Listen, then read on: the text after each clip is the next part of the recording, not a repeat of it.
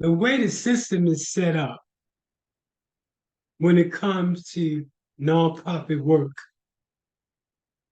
is that only those that are considered to be part of the elite class actually get the money. And they do this in part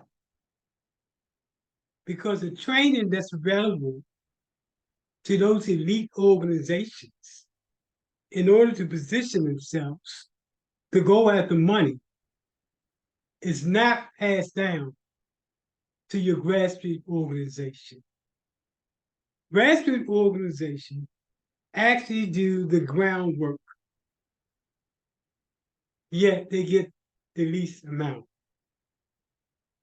Your elite group gets the money, and then they're set up in a way where they distribute the money to your grassroots organization, or should I say, the pennies. What we do at the Center of Nonprofit and Community Development is that we change the narrative. We focus on working with your grassroots organization that is looking for the same training that's available to those who are part of the elite groups. These are groups, elite groups, and you know them. They've been around forever in communities throughout the United States, especially poor communities. The definition of insanity is doing the same thing and expecting a different outcome. And that insanity means that elite groups constantly get the money, but yet the outcome is the same. It's the grassroots organizations at the ground level that understand how to come about bringing the solutions necessary to make the change. Our objective is to provide nonprofits to the grassroots throughout the United States with the tools necessary to compete against the elite, those organizations that's been around forever. The reality is that if you had the same skill set that they had and the same training that they had, you would be able to compete for the same funders that they go at.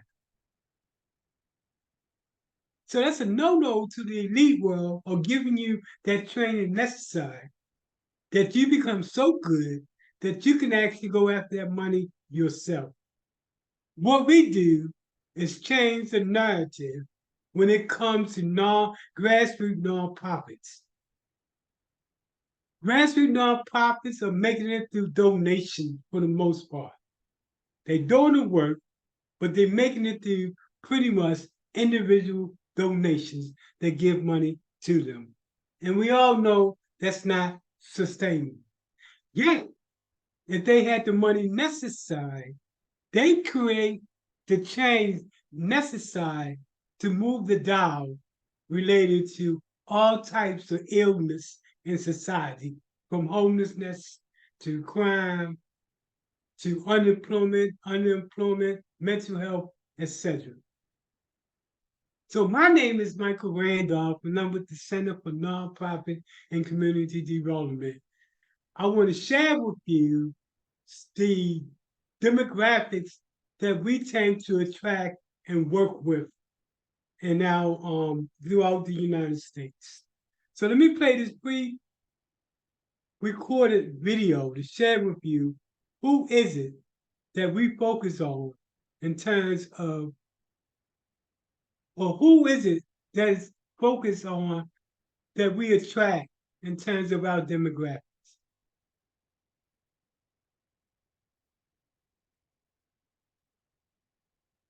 Okay. The technical support that we provide to nonprofits anywhere from business plans, how to write a grant, how to do a strategic plan, how to do a budget, how to finance, and that list goes on and on.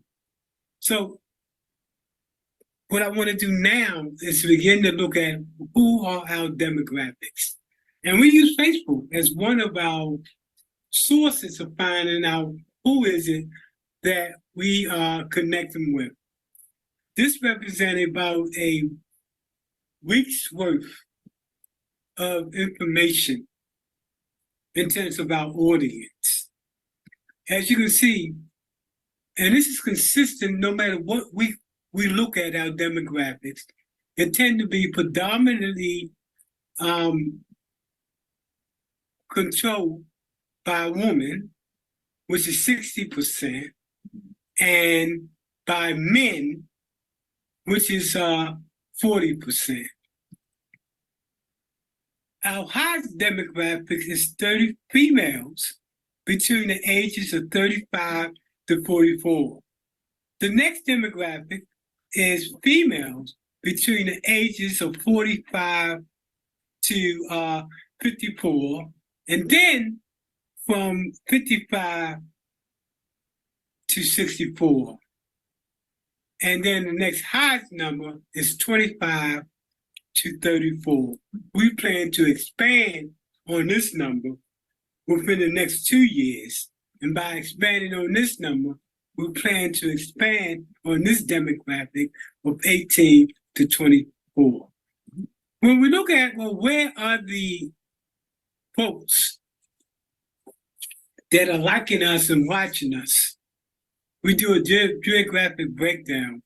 Each of these numbers represent an organization, since all of our services is focused towards organization. So within the last week, about 390 organizations liked us or gave us a thumbs up in Tampa.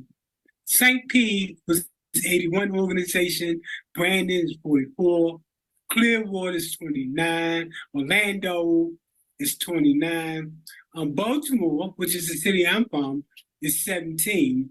Although what we're seeing in Baltimore is a substantially number. This overall the numbers that's coming in from Baltimore. And then we have Egypt Lake, Jacksonville, Lakeland, and then Riverview.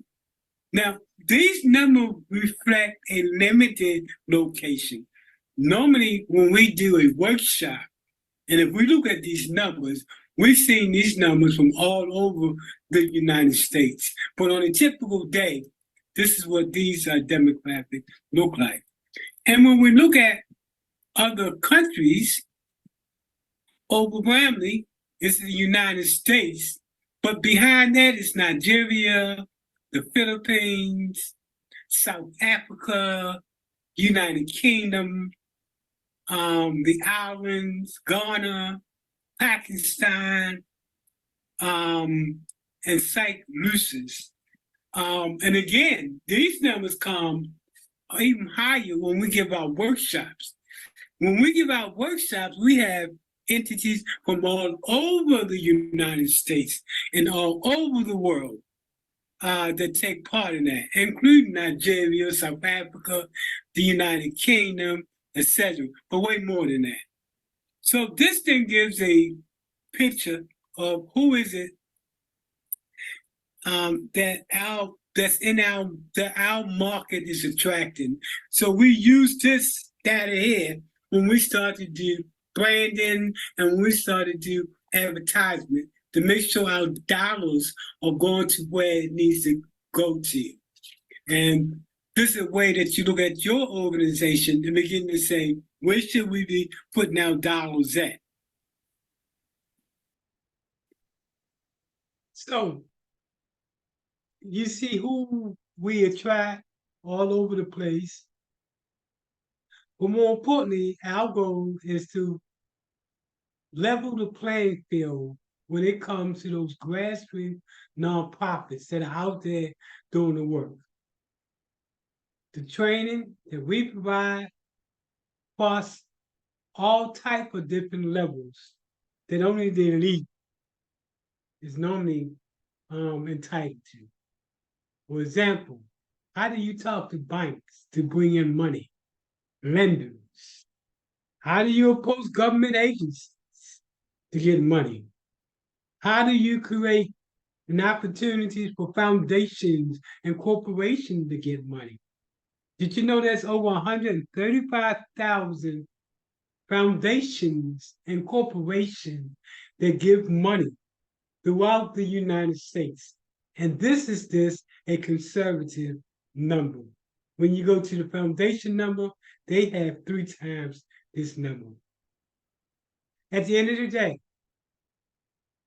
our society is the way it is because the grassroots organizations are not given an opportunity to provide the solutions necessary to change the narrative. Crime is high in our community. Substance abuse, mental health,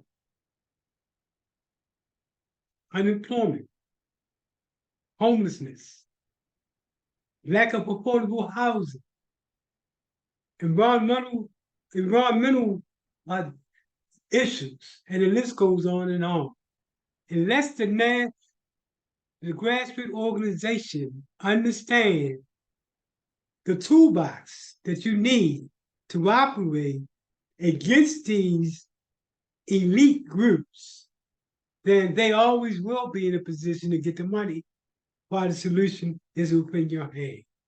We're committed to working with grassroots nonprofits throughout the United States and providing that particular level of compatibility that puts you in the playing field of going against those big elite nonprofit organizations that normally go and get the money. Once you understand the secrets as to how that game is played, then you change the narrative. It is, again, the grassroots organization, the small organization that's dependent upon donation from individuals that are limited in terms of what they can do because of funding. If they had that capacity to tap into those trillions of dollars that's out there, that these elite corporations, elite nonprofits are tapping into, you can then change the narrative.